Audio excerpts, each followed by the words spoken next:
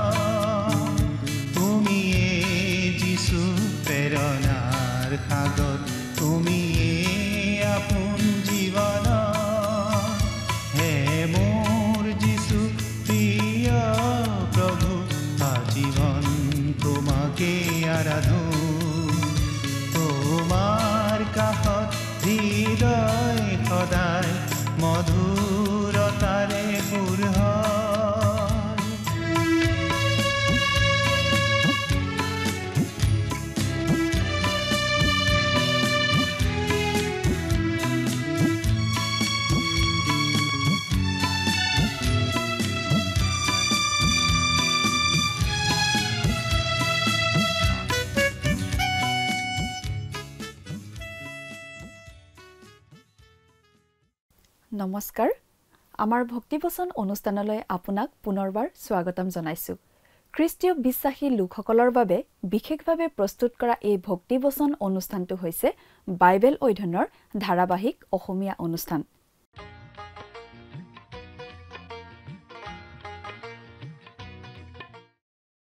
প্ৰিয় দৰ্শক, আপুনি যদি আমাৰ এই অনুষ্ঠানটো নিয়মিতভাৱে শুনি আছে তেনেহলে আপুনি নিশ্চয় জানে যে আমি আমাৰ আগৰটো অনুষ্ঠানত বাইবেলৰ পুৰণি নিয়ম খণ্ডৰ আমোছ ভাৱবাদীৰ পুস্তকৰ 2 নম্বৰ অধ্যায়ৰ 12 নম্বৰ পদৰ পৰা 3 নম্বৰ অধ্যায়ৰ 2 নম্বৰ পদলৈকে পঢ়ি তাৰ ভিত্তিত আগবঢ়োৱা আলোচনা শুনিবলৈ পালো।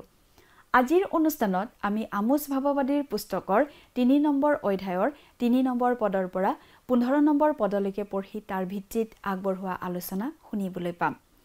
ঈশ্বৰে বিচাৰিছিল ইছৰাইলে যাতে সেই প্ৰতিজ্ঞাৰ দেশত ঈশ্বৰৰ সেৱা কৰি থাকে, কিন্তু ইছৰাইল জাতিৰ মাজত তেনে দেখা নগল বুলি ঈশ্বৰে জনাইছে। ইছৰাইলীয়া লোকসকলে নাচৰিতীয়া ব্ৰত লোৱা মানুহক সুৰাপান কৰোৱালে আৰু ভাৱবাদীবোৰক ভাৱবাণী নকবলৈ সকীয়াই দিলে। ঈশ্বৰে মিছৰৰ পৰা উলিয়াই লৈ অনা ইছৰাইল জাতিটোক সেই প্ৰতিজ্ঞাৰ দেশত স্থাপিত কৰিছিল। তাৰ পাছত জাতিটো দুখন ৰাজ্যত বিভক্ত হৈছিল, উত্তৰে ইছৰাইল আৰু দক্ষিণে যিহুদা।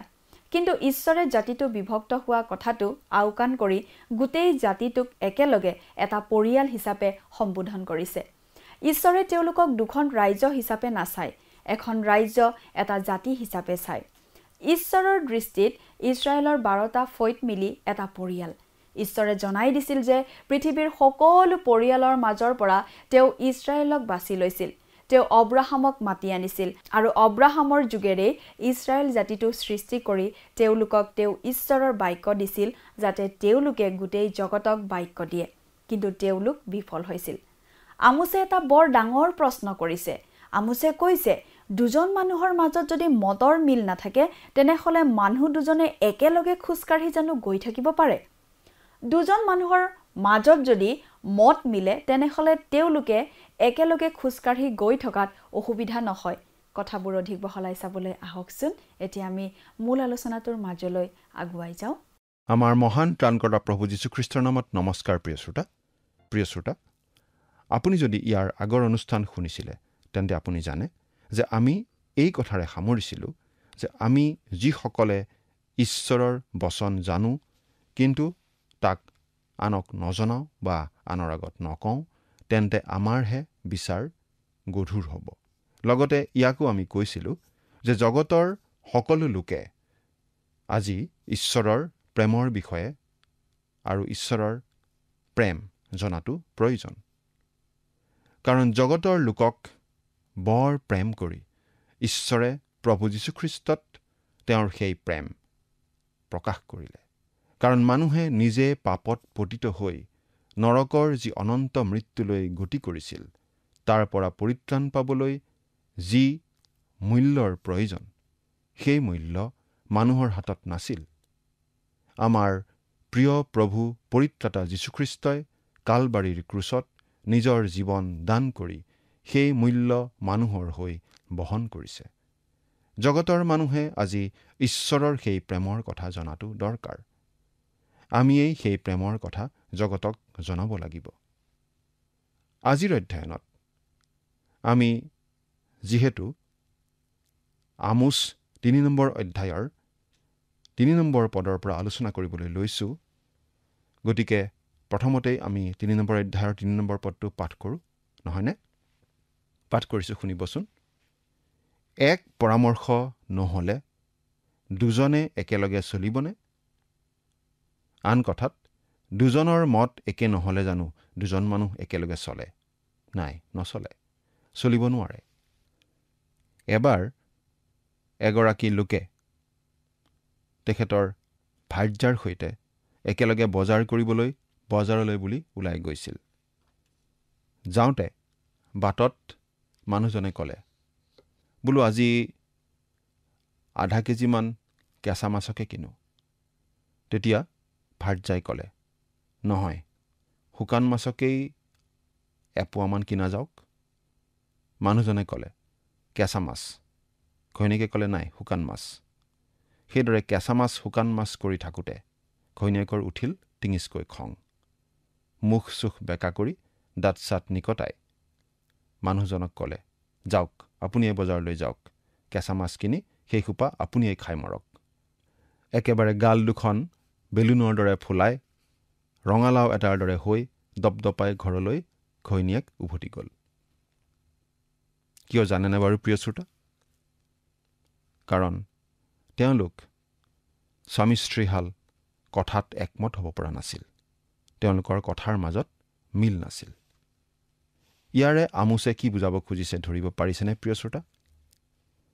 ইয়াৰে আমোছ ভাৱবাদীয়ে বুজাইছে যে ইছৰাইলৰ সন্তানসকলে ঈশ্বৰৰ সৈতে চলিব পৰা নাছিল, কাৰণ ইছৰাইলৰ সন্তানসকল ঈশ্বৰৰ সৈতে একমত হ'ব পৰা নাছিল। তাৰ মানে এইটো নহয় যে ঈশ্বৰে কাৰোবাৰ সৈতে আলোচনা কৰি বা সুধি পুচিহে একমতত উপনীত হ'ব। ঈশ্বৰে মানুহৰ ওচৰলৈ আলোচনা কৰিবলৈ নাহে।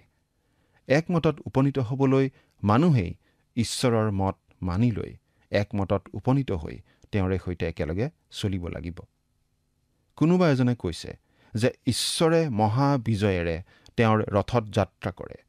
যিসকলে তেওঁৰ ৰথৰ চকাৰ তলত পৰি চেপা খাই মৰিবলৈ ইচ্ছা নকৰে, সেইসকলে ভালে ভালে তেওঁৰ ৰথৰ ওপৰত উঠাই মংগল। কাৰণ সাৰ্বভৌম ঈশ্বৰে তেওঁৰ নিজৰ ইচ্ছাৰ দৰেই চলিব, কাৰণ তেওঁৰ অভিপ্ৰায় আৰু তেওঁৰ মত শুদ্ধ আৰু মানুহৰ কাৰণে মংগলজনক। আমি যদি ঈশ্বৰৰ সৈতে চলিবলৈ ইচ্ছা কৰোঁ, তেন্তে আমি তেওঁৰ ইচ্ছাৰ দৰে তেওঁৰ পথতেই চলিব লাগিব।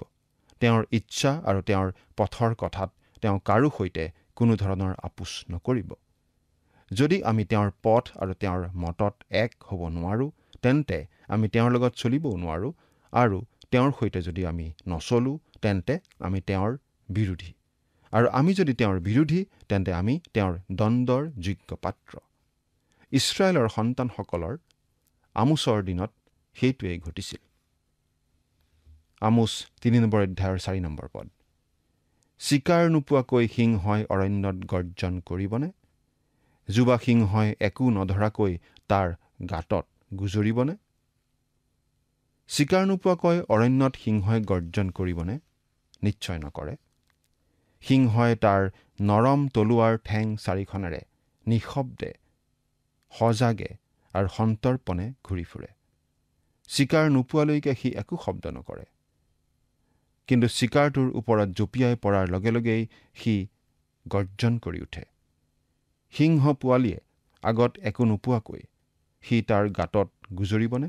নাই, সি নুগুজৰে, কাৰণ তাৰ মাকে তাক সিহঁতৰ মাত কথাৰে বুজাই কৈ দিয়ে যে যেতিয়ালৈকে মাকে তাৰ আগত একো চিকাৰ আনি নিদিয়ে, তেতিয়ালৈকে সি মনে মনে গাঁতত পৰি থাকিব লাগে। কিন্তু সি তেতিয়া চিঞৰিব পাৰিব যেতিয়া তাৰ মাকে কিবা চিকাৰ আনি তাৰ আগত দিয়েহি। তাৰ আগতে কিন্তু সি একো চিঞৰ বাখৰ কৰিব নোৱাৰিব। এইদৰে চাওক, সদায়েই একো একোটা কাৰণ থাকে, আৰু সেইবোৰ কাৰণৰ ফলতেই একো একোটা ঘটনা ঘটে। সেই ঘটনা যদি ঈশ্বৰৰ ইচ্ছাৰ দৰে ঘটে, তেন্তে তাত ঈশ্বৰৰ আশীৰ্বাদ নিহিত হৈ থাকে। কিন্তু যদি ঈশ্বৰৰ ইচ্ছাৰ বিৰুদ্ধে হয়, তেন্তে ঈশ্বৰৰ সুধবিচাৰহে তাত থাকে। আমোছে আন এটা প্ৰশ্ন সুধিছে 3 নম্বৰ অধ্যায়ৰ 5 নম্বৰ পদত। চৰাইৰ নিমিত্তে টোপ নিদিয়াকৈ মাটিত পতা ফান্দত জানো চৰাই লাগিব? একো নলগাকৈ ফান্দ জানো উফৰে? টোপ হৈছে চৰাইক ফান্দত পেলোৱাৰ লোভনীয় আকৰ্ষণ। টোপ নিদিয়া কোনো ফান্দতে চৰাই নপৰে। এজন ডেকা ল'ৰাই বাঁহৰ কাঠিত বৰ শক্তিশালী আঠা লগাই সেই আঠা লগোৱা কাঠিবোৰ এনেকুৱা ৰূপে গঢ়ে যাতে আঠাৰ কাঠিখিনিৰ তলত বান্ধি থোৱা নিগনিটো চটফটাই জঁপিয়াই থকা দেখি ধৰিবলৈ আহোঁতেই ডেউকা দুটাৰ পাখিখিনি সেই আঠাৰ কাঠিত লাগি ধৰে আৰু চৰাইটো বন্দী হয়। এনেদৰে সেই ডেকাজনে চৰাই ধৰিছিল। ইয়াতো চাওক, সেই টোপটো হ'ল এটা কাৰণ, চৰাই ফান্দত বন্দী হোৱাটো হ'ল এটা ফল। অৰ্থাৎ সেই টোপটোৰ কাৰণেই চৰাইটো সেই ফান্দত বন্দী হয়। আপুনি যদি ফান্দেৰে চৰাই ধৰিব বিচাৰিছে, টোপটো নিশ্চয় তাত লাগিবই। প্ৰশ্নটো আকৌ এইভাৱেও সোধা হৈছে, একো নলগাকৈ ফান্দটো জানো উফৰে? আন কথাত, ফান্দত একো নলগাকৈ ফান্দটো তুলি লৈ যোৱা নহয়, কাৰণ একো চিকাৰ নাপাবলৈ কোনেও ইমান কষ্ট কৰি ফান্দ নাপাতে। ইয়াৰে আমোছে যিটো বুজাব খুজিছে সেইটো হৈছে যে ইছৰাইলৰ সন্তানসকলে ঈশ্বৰৰ বিৰুদ্ধে অপৰাধ কৰি ঈশ্বৰৰ সুধবিচাৰৰ পৰা ৰক্ষা পাব নোৱাৰিব। প্ৰশ্ন আকাৰে ক'বলৈ গ'লে এইদৰে ক'ব পৰা যাব, ঈশ্বৰৰ বিৰুদ্ধে অপৰাধ কৰি ইছৰাইলৰ সন্তানসকলে জানো ঈশ্বৰৰ সুধবিচাৰৰ সন্মুখীন নোহোৱাকৈ থাকিব পাৰিব? আমোছে তেনেধৰণৰ প্ৰশ্ন অব্যাহত ৰাখি 3 নম্বৰ অধ্যায়ৰ 6 নম্বৰ পদত পুনৰ এই বুলি সুধিছে, নগৰত ৰণ শিঙা বজালে প্ৰজাবিলাকে জানো নকঁপিব? বা জিহুৱাই নঘটোৱাকৈ নগৰৰ মাজত জানো অমংগল ঘটে? ইয়াৰ মানে হৈছে যে ঈশ্বৰে ইছৰাইলৰ সন্তানসকলক কৈছিল যে তেওঁলোকে কৰা অপৰাধৰ বাবে তেওঁলোক ঈশ্বৰৰ সুধবিচাৰৰ সন্মুখীন হ'ব, আৰু এতিয়া সেই সুধবিচাৰ চমু চাপি আহিছিল। ভাৱবাদীৰ সতৰ্কবাণীৰ প্ৰতি তেওঁলোকে ইতিবাচক সঁহাৰি জনাব লাগিছিল। কিন্তু আজিৰ যুগৰ জগতৰ মানুহে যেনেকৈ ঈশ্বৰৰ বচনলৈ কাণ সাৰ নকৰে, ঠিক সেইদৰে ইছৰাইলৰ সন্তানসকলেও আমোছ ভাৱবাদীৰ সতৰ্কবাণীলৈ কাণসাৰ কৰা নাছিল। জিহুৱাই নঘটোৱাকৈ নগৰৰ মাজত জানো অমংগল ঘটে? অৱশ্যে ঈশ্বৰ জিহুৱাই ঘটিবলৈ নিদিলে কোনো অমংগল তেওঁৰ সন্তানসকলৰ মাজত ঘটিব নোৱাৰে। তাৰ মানে হৈছে যে ঈশ্বৰৰ সন্তানসকলৰ দৈৱক্ৰমে ঘটা ঘটনা বুলি আচলতে কোনো ঘটনা নাই। কাৰণ ঈশ্বৰে অজ্ঞানী এজনৰ দৰে এই বিশ্ব ব্ৰহ্মাণ্ডৰ পৰিচালনা কৰা নাই। গতিকে কিবা যদি দুৰ্যোগ ঘটিছে আমি জনা উচিত যে সেয়া ঈশ্বৰে ঘটিবলৈ দিয়া দুৰ্যোগ। ঈশ্বৰে ঘটিবলৈ দিয়া সেই দুৰ্যোগৰ পৰা আমি শিক্ষা গ্ৰহণ কৰা উচিত। পৃথিৱীৰ সকলো দেশ আৰু সকলো জাতিৰ ক্ষেত্ৰতেই এইটো এটা সঁচা কথা। আমাৰ নিজৰ দেশৰ ক্ষেত্ৰতেই আমি নিৰীক্ষণ কৰি দেখা পোৱাসকলে ক'ব পাৰোঁ যে ঈশ্বৰ আৰু ঈশ্বৰৰ লোক আৰু তেওঁলোকৰ সৎকৰ্মৰ বিৰোধিতা কৰা লোকসকলক ঈশ্বৰে প্ৰাকৃতিক দুৰ্যোগৰ দ্বাৰাই শিক্ষা দি তেওঁলোকৰ সুধবিচাৰ কৰি আহিছে। প্ৰিয় শ্ৰোতা, ঈশ্বৰৰ বিৰোধিতা কৰা এক মহা অপৰাধ। এই অপৰাধ কৰা কোনো দেশ বা জাতিয়েই ঈশ্বৰৰ বিচাৰ আৰু ঈশ্বৰৰ গধুৰ হাতৰ পৰা ৰেহাই নাপাব। পাপ কৰা কোনো জাতি বা কোনো দেশেই শান্তি আৰু সমৃদ্ধিৰে চলিব নোৱাৰিব। পাপত পতিত কোনো দেশ আৰু জাতিক শান্তি আৰু সমৃদ্ধিৰে চলা দেখিলেও এদিন কিন্তু ঈশ্বৰৰ বিচাৰ তেওঁলোকৰ ওপৰলৈ আহিবই আহিব। আমোছে 7টা প্ৰশ্নেৰে এই কথা বুজাই দিছে যে প্ৰতিটো ঘটনা বা ফলাফলৰেই একোটা কাৰণ থাকে। আন কথাত ঈশ্বৰৰ যি সুধবিচাৰ আহে সি দৈৱক্ৰমে অহা সুধবিচাৰ নহয়। পাপ বোলা কাৰণটোৰ বাবেই সুধবিচাৰ বোলা ফলাফলটো ঘটে। 3 নম্বৰ অধ্যায়ৰ 7 নম্বৰ পদ, অৱশ্যে প্ৰভু জিহুৱাই নিজ দাস ভাৱবাদীবিলাকৰ গুৰিত নিজৰ নিগূঢ় মন্ত্ৰণা প্ৰকাশ নকৰাকৈ একোকে নকৰে। সিংহই গৰ্জন কৰিলে কোনে ভয় নকৰিব? ইয়াত ভাৱবাদীৰ যোগেদি ঈশ্বৰে মানুহ জাতিক জনাইছে যে তেওঁৰ ভাৱবাদীৰ যোগেদি তেওঁ সকলো লোককে জানিবলৈ দিব যে তেওঁলোকৰ অপৰাধৰ বাবে তেওঁলোকৰ বিচাৰ কৰিব আৰু তাৰ পাছতহে তেওঁলোকৰ বিচাৰ কৰিব আৰু তেওঁলোকৰ অপৰাধৰ উচিত ফল দিব। অৰ্থাৎ তেওঁ আগতীয়াকৈ মানুহক সাৱধান কৰি দিব। 3 নম্বৰ অধ্যায়ৰ 8 নম্বৰ পদ, সিংহই গৰ্জন কৰিলে কোনে ভয় নকৰিব? প্ৰভু জিহুৱাই বাক্য ক'লে কোনে ভাৱবাণী প্ৰচাৰ নকৰিব? ভাৱবাদীসকলে ইছৰাইলৰ সন্তানসকলক ঈশ্বৰৰ বাণী জনাইছিল, কিন্তু তেওঁলোকে ভাৱবাদীৰ কথালৈ কাণসাৰ কৰা নাছিল। আজিৰ সমস্যাও একেটাই।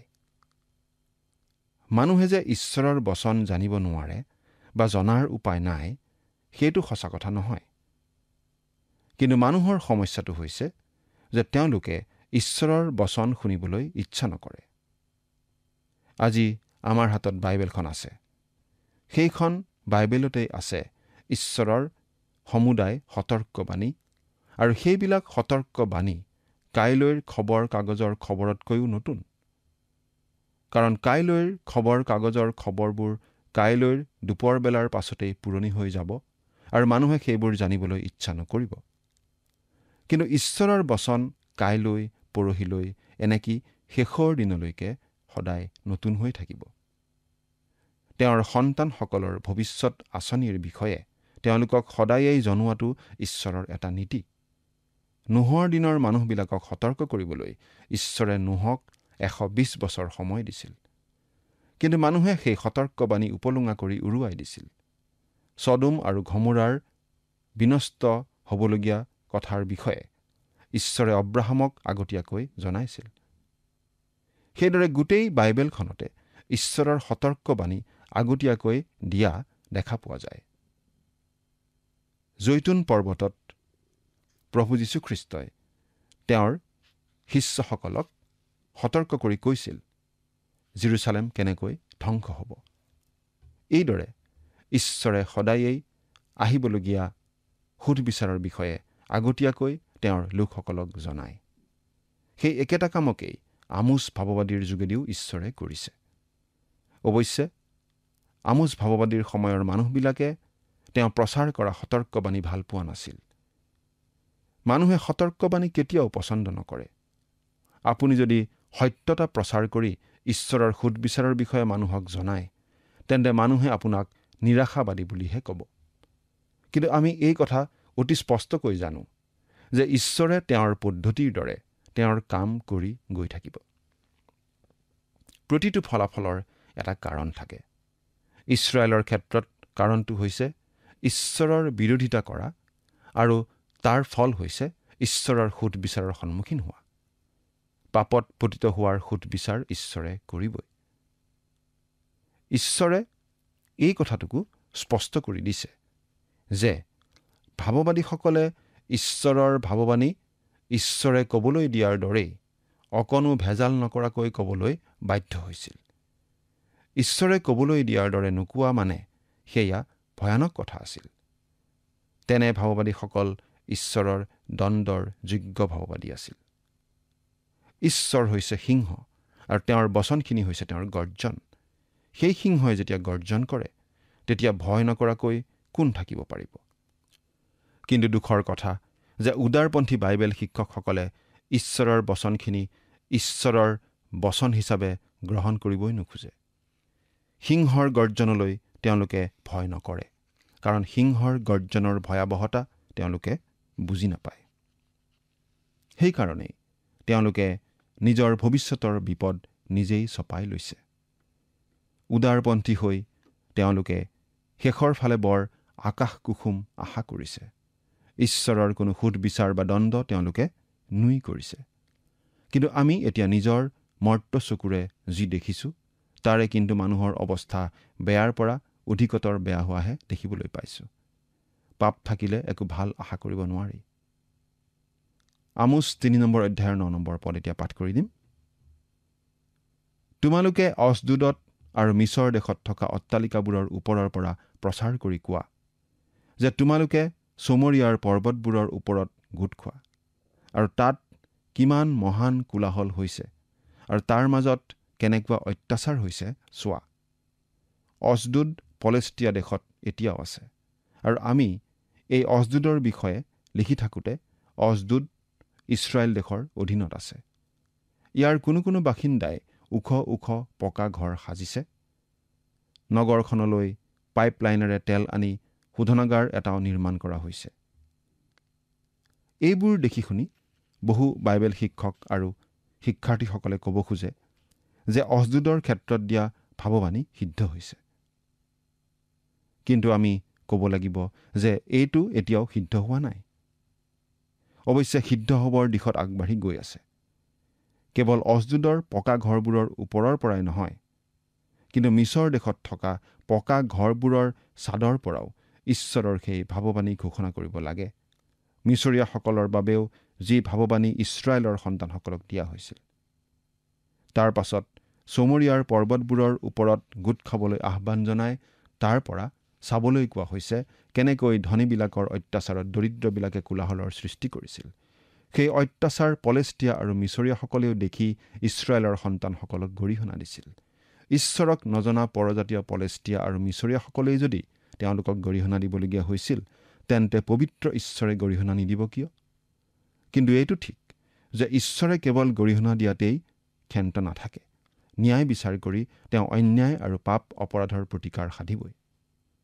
এতিয়া 3 নম্বৰ অধ্যায়ৰ 10 নম্বৰ পদ। কিয়নো জিহুৱাই কৈছে, তেওঁবিলাকে ন্যায় কাৰ্য কৰিব নাজানে, তেওঁবিলাকে অত্যাচাৰ আৰু অপহৰণ কৰি পোৱা ধন নিজৰ অট্টালিকাবোৰত সাঁচি থৈছে। ইছৰাইলৰ সন্তানসকলৰ বলিবিলাক কিমান জঘন্যভাৱে পাপিষ্ট আছিল, ইয়াৰেই তাক জানিব পাৰি। 11 নম্বৰ পদ। এই হেতুকে প্ৰভু জিহুৱাই এই কথা কৈছে, কোনো এজন শত্ৰুৱে দেশ বেৰি ধৰিব, তোমাৰ পৰা তোমাৰ বল পেলাই দিব, আৰু তোমাৰ অট্টালিকাবোৰ লুট কৰা হ'ব। বাস্তৱিকতে প্ৰিয় শ্ৰোতা, আজি চমৰীয়া নগৰখনৰ ধ্বংসস্তূপ মাথোন দেখা পোৱা যায়। অৰ্থাৎ এই ভাৱবাণী আখৰে আখৰে ফলিয়ালে। 12 নম্বৰ পদ। জিহুৱাই এই কথা কৈছে, মেৰ ৰখীয়াই সিংহৰ মুখৰ পৰা ভেড়াৰ 2টা ঠেং বা কাণৰ এডোখৰ এৰুৱাই অনাৰ দৰে চমৰীয়াত শস্যাৰ চুকত আৰু আসনত পাৰি দিয়া দলিচাত বহা ইছৰাইলৰ সন্তানবিলাকক উদ্ধাৰ কৰা হ'ব। ইয়াৰ অৰ্থটো হৈছে যে ঈশ্বৰে চমৰীয়াৰ ওপৰত সুদবিচাৰ কৰাৰ পাছত যি ভগ্নাৱশেষ ৰৈ গৈছিল সেইখিনি সিংহই খোৱা ভেড়া এটাৰ অৱশিষ্ট থকা ঠেং দুটা আৰু কাণ এখনৰ নিচিনা। এইদৰে চমৰীয়াৰ ওপৰত সুদবিচাৰ ভাৰী হৈছিল, কাৰণ ই স্বৰ্গীয় পোহৰ লাভ কৰা নগৰ আছিল আৰু তাৰ ফলত চমৰীয়াৰ দায়িত্ব দুগুণ আছিল। 13 আৰু 14 নম্বৰ পদ। বাহিনীবিলাকৰ প্ৰভু যীহুৱাই কৈছে, তোমালোকে শুনা আৰু জাকুবৰ বংশৰ বিৰুদ্ধে সাক্ষ্য দিয়া, কিয়নো যিদিনা মই ইছৰাইলক তাৰ অপৰাধৰ প্ৰতিফল দিম আৰু বেদীৰ শিংবোৰ কাটি মাটিত পেলোৱা হ'ব, অৰ্থাৎ ঈশ্বৰে বৈত এলৰ সোণৰ দামৰিটো দূৰ কৰি সেই ঘিনলগীয়া কাৰ্য তাৰ পৰা আঁতৰ কৰিব। 15 পদ। আৰু মই জাৰ কালৰ ঘৰে সৈতে ঘাম কালৰ ঘৰ ভাঙিম, আৰু যীহুৱাই কৈছে, হাতীদাঁতৰ ঘৰবোৰ নষ্ট হ'ব আৰু বৰ বৰ ঘৰ নাইকিয়া হ'ব। আহব ৰজা আৰু ইজেবলে চমৰীয়াত হাতীদাঁতৰ ৰাজ অট্টালিকা সাজিবৰ চৌখিন জীৱন ধাৰণ কৰিছিল। শত্ৰুৱে হাতীদাঁত খহাই লৈ গৈছিল আৰু চমৰীয়াৰ ৰাজ অট্টালিকা ধ্বংস কৰি মাটিৰ সমান কৰি থৈ গৈছিল। সেইদৰেই আমোচ ভাৱবাদীৰ ভাৱবাণী সিদ্ধ হৈছিল। যিখিনি হ'বলৈ বাকী আছে সেইখিনিও এদিন সিদ্ধ হ'ব। ঈশ্বৰৰ বাক্য কেতিয়াও অথলে নাযায়। ঈশ্বৰ আপোনাৰ সহায় হওক। আমেন।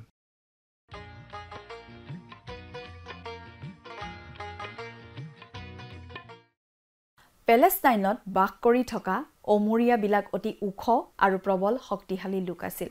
ঈশ্বৰে অব্ৰাহামক সেই দেশ দিবলৈ প্ৰতিজ্ঞা কৰিছিল যদিও অমৰীয়াবিলাকক তেতিয়াই ধ্বংস কৰিব খোজা নাছিল।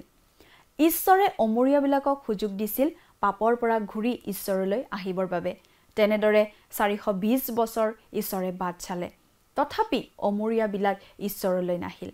অৱশেষত ঈশ্বৰে যীশুছোৱাৰ নেতৃত্বত ইছৰাইলৰ হতুৱাই পেলেষ্টাইন দেশ অধিকাৰ কৰালে আৰু তাৰ বাবে প্ৰথমে অমৰীয়াবিলাকক ধ্বংস কৰালে। যীশুছোৱাই জয় কৰা প্ৰথমখন নগৰ আছিল জিৰিহু, আৰু জিৰিহু আছিল এখন অমৰীয়া নগৰ। ঈশ্বৰে ইছৰাইলক জনাই আছে যে তেওঁলোকে যি পাপ কৰি আছে সেই পাপৰ বাবে এদিন ঈশ্বৰে অমৰীয়াবিলাকক শাস্তি দিছিল। তেনেদৰে এতিয়া ইছৰাইলো শাস্তি পাব লাগিব। প্ৰিয় দৰ্শক, আজিলৈ আমাৰ অনুষ্ঠানটো ইমানতে সামৰণি মাৰিব বিচাৰিছোঁ। পৰৱৰ্তী অনুষ্ঠানত আপোনালোকক পুনৰ লগ পোৱাৰ আশা ৰাখিছোঁ। সামৰণি মৰাৰ আগতে আহকচোন আমি খন্তেক প্ৰাৰ্থনাত মূৰ দুৱাওঁ। স্বৰ্গত থকা অতি মৰমীয়াল দয়ালু পিতৃ ঈশ্বৰ, প্ৰভু তোমাক ধন্যবাদ দিছোঁ এই সুন্দৰ সময় তুমি আমাক দিয়াৰ বাবে। বিশেষকৈ পিতৃ এই সময়তে প্ৰাৰ্থনা কৰিছোঁ তোমাৰ চৰণত, প্ৰভু প্ৰতিজন দৰ্শকসকলৰ বাবে। প্ৰভু তেওঁলোকে যি তোমাৰ পবিত্ৰ বাক্য অধ্যয়ন কৰি আছে, এই বাক্য বুজি পোৱাত প্ৰভু তুমি সহায় কৰিবা, আৰু প্ৰভু তেওঁলোকে যাতে এই বাক্য বুজি পায় নিজৰ জীৱনত যাতে তাক ব্যৱহাৰ কৰিবলৈ পাৰিব, তেনে আশীৰ্বাদ প্ৰভু তুমি দান কৰিবা। আৰু প্ৰভু তেওঁলোকৰ সকলো প্ৰয়োজনবোৰ প্ৰভু তুমি পূৰণ কৰিবা। এই সকলো যাচনা মহান ত্ৰাণকৰ্তা প্ৰভু যীশুখ্ৰীষ্টৰ নামত অৰ্পণ কৰিছোঁ। আমেন। প্ৰিয় দৰ্শক, যোৱা অনুষ্ঠানৰ প্ৰশ্নটোৰ শুদ্ধ উত্তৰটো হৈছে অপশ্যন বি 3টা। আজিৰ অনুষ্ঠানৰ ওপৰত আধাৰিত প্ৰশ্নটো হৈছে ভাৱবাদীৰ ভাৱবাণীয়ে মানুহক কি কৰে? অপশ্যন এ অবাধ্য, অপশ্যন বি কঠিন, অপশ্যন চি সাৱধান, অপশ্যন ডি ভয়। প্ৰিয় দৰ্শক, আজিৰ প্ৰশ্নৰ সঠিক উত্তৰটো আজি সন্ধিয়া 6 বজাৰ আগেয়ে আপোনাৰ নাম আৰু সম্পূৰ্ণ ঠিকনাৰে সৈতে আমালৈ 7429840242 নম্বৰত SMS নাইবা হোৱাটছআপ যোগে প্ৰেৰণ কৰক। প্ৰিয় দৰ্শক, যদি আপোনাৰ এই অনুষ্ঠানটি শুনি ভাল লাগিছে তেনেহ'লে এই নম্বৰত এটি মিছ কল দিয়ক। ইয়াৰ যোগেদি আপুনি পৰৱৰ্তী অনুষ্ঠানত বিজয়ী হ'ব পাৰে।